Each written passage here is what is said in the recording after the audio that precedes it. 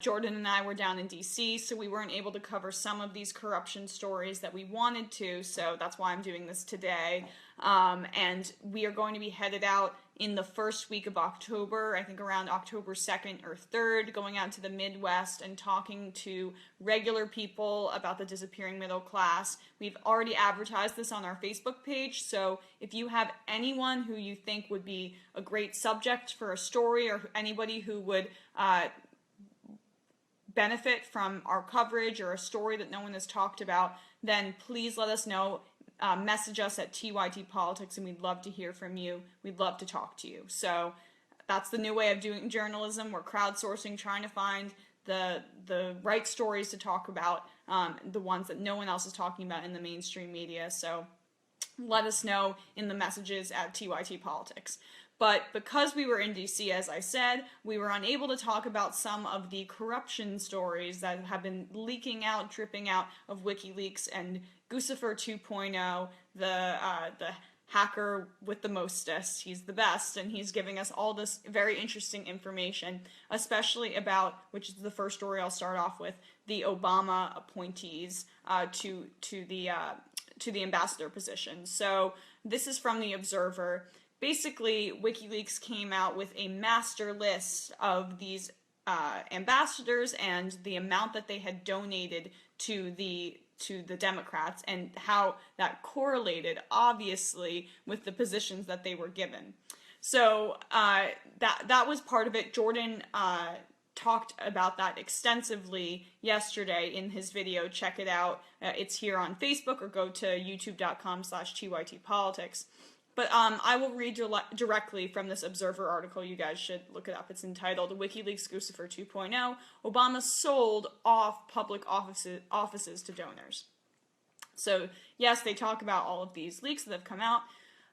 They talk about, and I thought this was really well put, both the Democratic Party and the Clinton campaign have attempted to insulate themselves from the content of the releases by alleging the hacks were organized by the Russian government. The claims are a mix of paranoia and PR damage control, and will have enduring consequences. It may lead to what former Secretary of Defense William Perry referred to as a drift back into Cold War mentalities. I've been saying this since the beginning. The Russian narrative is so convenient for the Democrats. The big bad Russians are going after us, and they want our documents because they want to sabotage our campaign, and they like Bernie Sanders, or do they like Donald Trump, or what is the motivation of these nefarious Russian governments that are government hackers that are coming after the DNC? I don't really buy it. I still have yet to have seen a bunch of evidence that would point to the Russians besides the word of the Democratic operatives. Forgive me if I don't trust the word of the Democratic operatives, especially Nancy Pelosi, who says that she was briefed on said Russian hackers. I don't really buy it, and you guys shouldn't either, until we have incontrovertible proof, as is the way of the world, especially with our current political system. So, reading more from this article. The leaks include more evidence of overt corruption within the DNC. This is unbelievable to me. One email dated May 18th, 2016 from Jacqueline Lopez, an attorney with the law firm Perkins Coie, asked DNC staff if they could set up a brief call to, and I quote, go over our process for handling donations from donors who have given us pay-to-play letters. They said pay to play without any hint of irony, without any kind of self-awareness about how this may appear and how this doesn't look very good for them and how it's corruption. They just think, oh, this is the way of the world, this is how things go, but there's no self-awareness, no understanding that this may be problematic for anybody outside of this, who were viewing it, let alone the fact that this is their practice, that this is the way things go. And, to everyone who's saying that, yeah, this is the way of the world, wake up. That's the issue. That's the problem.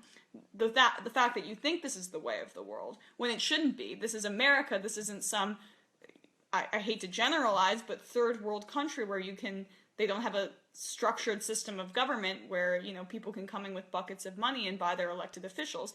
We're supposed to be the greatest country in the world, and we have a system that does essentially the same thing. So I will continue. Basically, the rest of this article, you know, I'll skip over a little bit. They list the donors and the amount that they donated to the DNC. Jordan went over that in his video yesterday, but I guess I'll quickly read them. The largest donor listed as at contributions totaled over 3.5 million. Matthew Barzin served as the U.S. ambassador to Sweden from 2009 to 2011. And he also served as President Obama's national finance chair during his 2012 re-election campaign, and now serves as the ambassador to the UK. So some cushy, nice ambassadorships. Sweden and the United Kingdom are very nice places, and I guess that's what $3.5 million can buy you, and then you can go, you know, throw parties in London. The second largest donor, Julius Janikowski, donated just under $3.5 million to the DNC and the OFA. He just missed the cut to be number one. In exchange, he was appointed chairman of the FCC by Obama in 2009. The third largest donor on the list, Frank Sanchez, donated over $3.4 million and in exchange was appointed to Undersecretary of Commerce for International Trade by Obama in 2010. So for me, I think that the ambassadorships are less of a big deal because they're largely ceremonial positions and they don't make actual policy decisions. And I'm sure Undersecretary of Commerce for International Trade doesn't do that much either. But chairman of the FCC is a big deal. Is that what $3.5 million buys you? That's a big deal. And they're acknowledging in these emails, pay to play. We know that this is going on. We think it's normal. And we're okay with it. Here's a great paragraph in this article as well. A 2013 article published by The Guardian corroborates the pay-to-play scheme this list suggests. And this is a quote. Barack Obama has rewarded some of his most active campaign donors with plum jobs in foreign embassies, with the average amount raised by recent or imminent appointees soaring to $1.8 million per post, according to Guardian Analysis, wrote Dan Roberts. I love this quote. The practice is hardly a new feature of U.S. politics, but career diplomats in Washington are increasingly alarmed at how it has grown. One former ambassador described it as the selling of public office. So yes, this is not a new thing, but it's getting worse. And that's what's crazy. Obama ran on, he's done a lot of good things, but he ran on change and hope and all that stuff. And yet the corruption in this particular area of the government is getting worse under Obama. That's not good.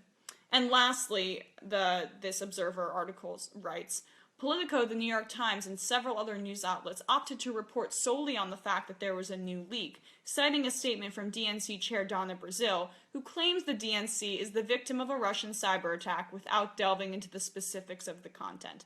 That's what I read a Politico article this morning about this, and that's what bothered me about it. I'm like, okay, there was a leak. Can I get to the content of the leak? That's probably the more important part of this, other than, you know, yes, there was a leak, so what was in it?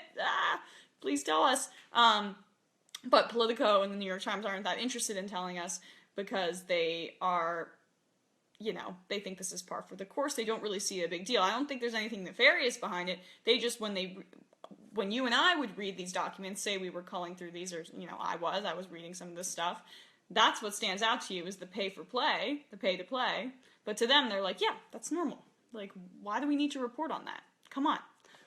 So that's obviously, it's disheartening that the supposed liberal party in this country is more corrupt, or has created a more conducive environment for this particular brand of corruption and has gotten worse, according to that 2013 Guardian article, under Obama.